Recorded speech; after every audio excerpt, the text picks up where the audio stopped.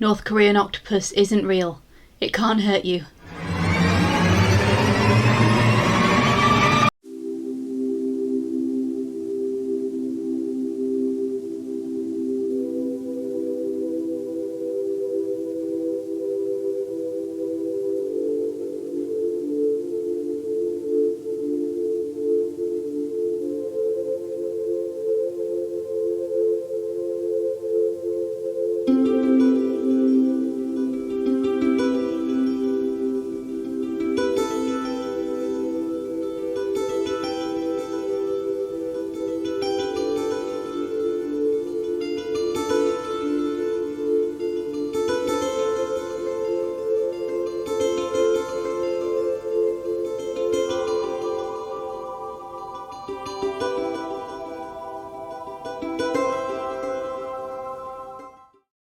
I do consider the animated Titanic movies just as bad as each other.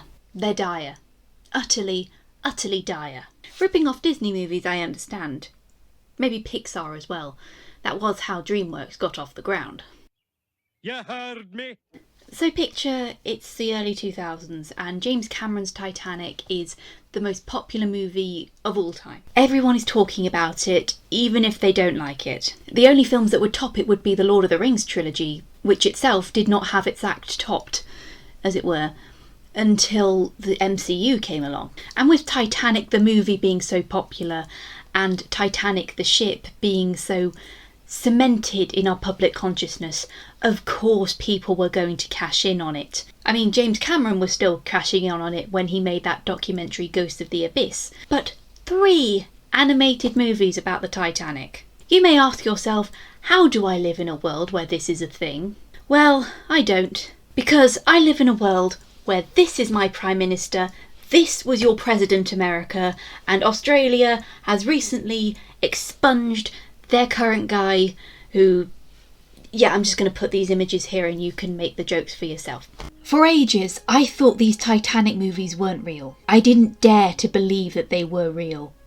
In the days of young YouTube, back when you could watch all 6, for it was 6 at the time, Star Wars movies in 10-minute segments, there would be these countdown lists from creators who clearly made their videos on Windows Movie Maker in less than 10 minutes. You'd get one picture followed by a wall of bright pink text on an ultramarine background. And thus I saw the images of the animated Titanic movies. And I didn't think they were real. At least if they were, it was just something that someone had cobbled together on the internet because they learned what Flash was for the first time.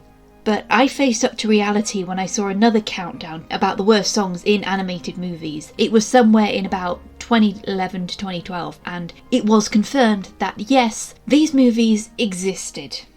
Of course, we've already sort of looked at Tentacolino, which I didn't actually have to look at in full detail because it doesn't feature the sinking of the Titanic, so we're going to look at the movie it was made as a sequel to.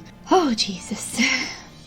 Look, don't crucify me for saying this, but it is possible to make a good animated Titanic movie. If you watch a playthrough of Adventure Out of Time and just watch the cutscenes and the story play out in like a long play YouTube video, that sort of counts, doesn't it? And it works because it was not made exclusively for kids. You could make a good animated Titanic movie if you didn't make it a kids movie. But Miss Off Sherwood, you ask, animated movies are meant to be for kids, aren't they? No, they're not! In part 394 of me going off on a tangent during a rankings list, but somehow it being relevant to the subject, I want to say right here and now that I am so sick of snobbery towards animated media because people think it's kid stuff. And they're above it somehow. In places like Japan, animation is taken a lot more seriously. Although how the creation process is handled is a different story. But in the West, there is this common, insane notion that if it's drawn, it's for kids. This is why we get Disney live action remakes, because people think they're too old to watch cartoons. And also because Disney want to protect their copyright. But animation specifically catered to adults made in the West is often much more childish than the stuff made for kids. Go fuck yourself. Did you see that? They did a swear in a cartoon.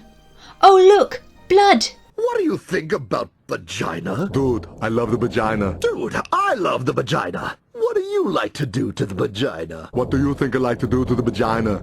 They're talking about sex. Oh my god! Meanwhile, you have Full Metal Alchemist Brotherhood over here, surpassing you with a remarkably thinly veiled Iraq War allegory. The DC animated universe is better than the DCEU.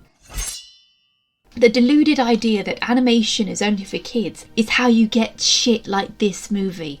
You could have had your rehashed love story on the Titanic again, but you just had to add the talking mice, and the dolphins, and the sharks, and the North Korean octopus. This movie was a collaboration between animation studios based in Spain, Italy, the United States, and North Korea. No, I am not making that up. North Korea made a Titanic movie. Why? I guess they were looking into a form of psychological torture for political dissidents. So what is this movie actually about? It's the story of how the Titanic was an inside job because someone was working with a gang of sharks to acquire worldwide whaling rights, I had to really think about how I said that, from some rich dude who somehow has the authority to grant whaling rights. The daughter of said rich dude is meant to marry the whaling guy, but she falls in love with a Romani prince instead. Together with the help of 2 mice and a dog and a North Korean octopus. Everyone leaves the Titanic alive. Even the band. Even the captain. Because this is a kids movie and we're not allowed to do the death thing unless it's a villain or a fake out. We can't have death in an animated movie.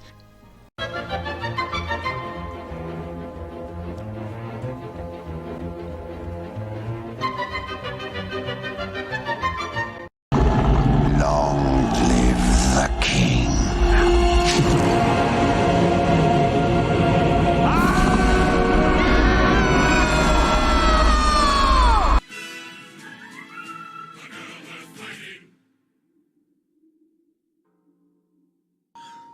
Take her to the moon for me, okay?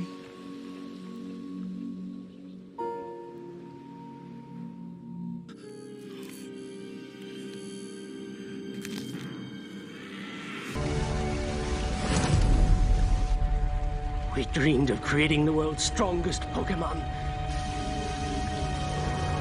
And we succeeded.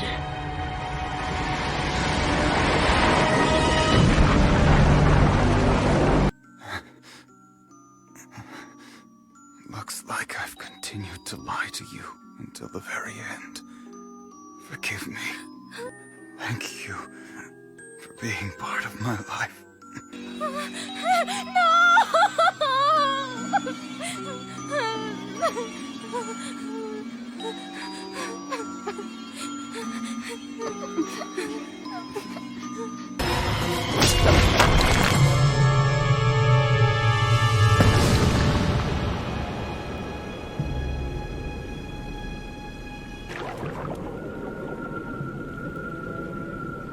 This isn't good. Don't worry, Katara. I'll be fine.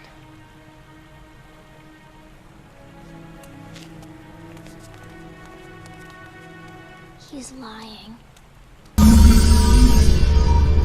Like you said, only the strongest shall rule.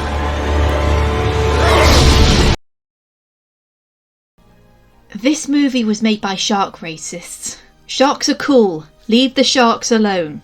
Elizabeth isn't the best protagonist, although I have seen a lot worse. For someone who is meant to be the central focus and presenting herself as the headstrong, powerful, self-sufficient person, she doesn't do much besides getting out of an arranged marriage. Her animal sidekicks do most of the heavy lifting. At least when Rose wanted to do something, she did it herself. She didn't get the bloody talking mice to free Jack now, did she? This is something that a lot of films with female protagonists go through. Just because your girl can be stubborn does not mean she is immediately a feminist icon. Unfortunately, Stephen Moffat doesn't think this rule applies to him. The love story just happens for the sake of happening. Don Juan seems fine, but dancing doesn't equal chemistry. There's no time to develop their relationship beyond one scene. For those of you who think that glove sniffing is romantic, how many restraining orders do you have? be honest. I don't want to spend too long talking about how bad the story is. I have set myself a word limit for these scripts, but the writing of this movie is not just awful, it's insulting. The animation is mediocre, just barely above those 80s cartoons that did the bare minimum, but with none of the charm that made those cartoons enjoyable. The movements, the walk cycles, the facial expressions are soul-killing in terms of quality. It makes me want to binge watch all the Studio Ghibli movies that are amazing for character animation. One thing I want to look at as I go through the Titanic media is how well these recreations represent the people who were caught up in these events. To be honest, there are no real-life counterparts who are represented in this film, with the only reasonable exception being Captain Smith. Poor Captain Smith. He keeps getting so badly misrepresented in these. I hesitate to say this is Captain Smith though. For one thing, this captain has an American accent. He doesn't have the great white beard that we associate Smith with.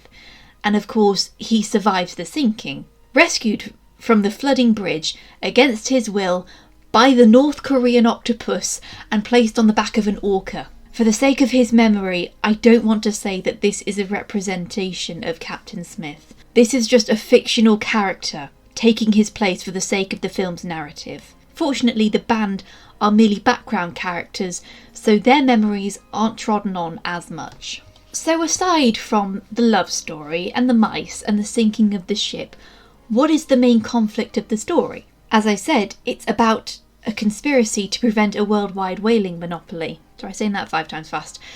The bad guy, if you don't know who's the bad guy, they make sure you know by giving him an eye patch, is in cahoots with a gang of sharks and they're waiting to get the rights during the voyage. But when Elizabeth falls for someone else, he has to force her father to give him the rights, and he decides to get the sharks to sink the Titanic to cover his tracks and kill Elizabeth's father. You could have done any number of things to kill him without going to all that effort. Poison, suffocation, push him overboard and pretend he fell and not tell anyone until you're certain he would have died by then. Not to give someone pointers for murder, but the sinking of the ship by tricking a giant octopus into throwing an iceberg in the way of the ship is overkill, pun fully intended. And I just want to point out that the bad guys should have all died when they got away before the collision on one of the lifeboats. A ship, at least back then, could not lower lifeboats while the ship was still moving because it would break the boat to pieces on impact. What haven't I talked about yet?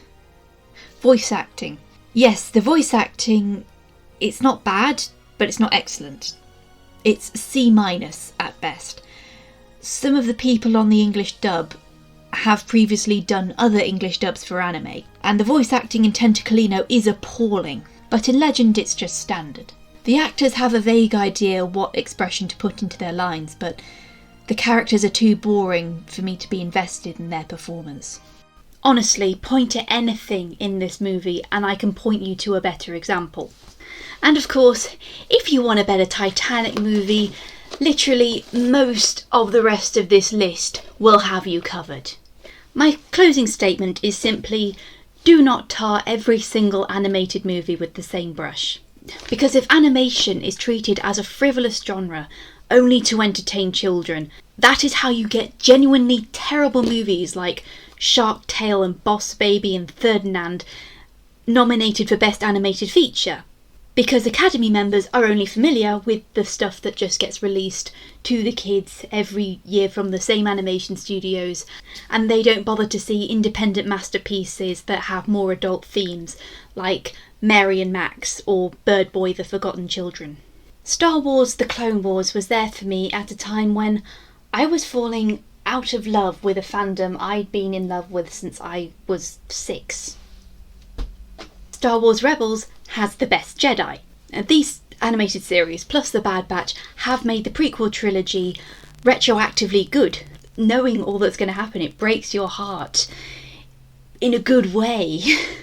And plus, I'm finding there are so many animated series that have far more satisfying conclusions than half of the live-action fantasy shit that we keep getting saddled with. Right, I think I've said enough controversial takes today. We will move swiftly on to our next entry in the Titanic ranking series of videos. For those of you who are just parked into my channel, this is the first of 17 videos covering Titanic movies and TV series and video games and stage productions. And this is the teaser image for next time. It's probably obvious which one is going to come after I've been railing against this movie for so long. Until then, I hope you enjoy the video. I've made the first 4 Titanic ranking videos at once, and so they're all currently up on Patreon right now. So if you want to watch them all ahead of time, you can become a patron and you can get scripts ahead of time, you can watch videos ahead of time, and you can get your name in the credits.